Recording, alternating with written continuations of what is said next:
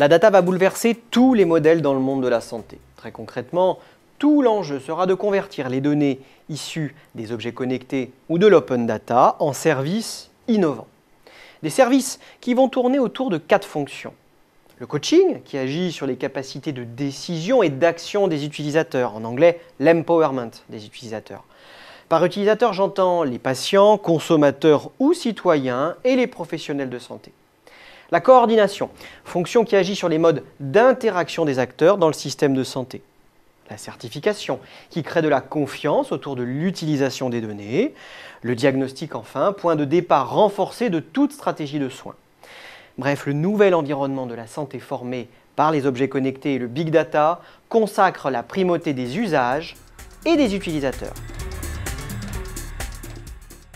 On le comprend, dans ce nouvel environnement, les nouvelles données vont proliférer. Mais encore, faudra-t-il être en mesure de les collecter et de les exploiter? Ce qui sous-entend d'abord de satisfaire la réglementation. Celle-ci n'est pas figée, elle va encore évoluer, notamment dans le domaine du Quantified Self. Au-delà du facteur réglementaire, l'exploitabilité des data demande aux opérateurs de relever 2 défis critiques. D'abord, canaliser les menaces d'asservissement des utilisateurs propres aux nouveaux outils émergents. Je pense à l'hyper-responsabilisation, à la dépendance à l'égard des outils de ludification ou de communautarisation, mais aussi à l'hyperconnexion.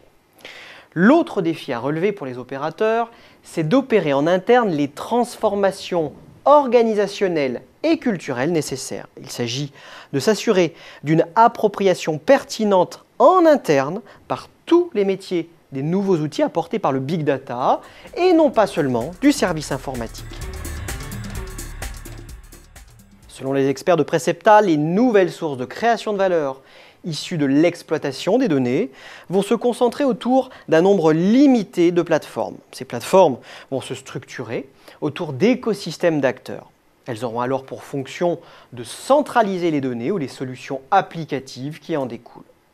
On le devine, la concurrence dans le domaine de la santé ne se fera plus entre des acteurs individuels, mais plutôt entre plateformes.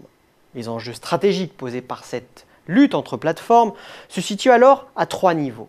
Miser sur le déclenchement d'effets de réseau, procéder à une ouverture contrôlée des architectures et enfin définir une gouvernance des données suscitant la confiance en interne et en externe.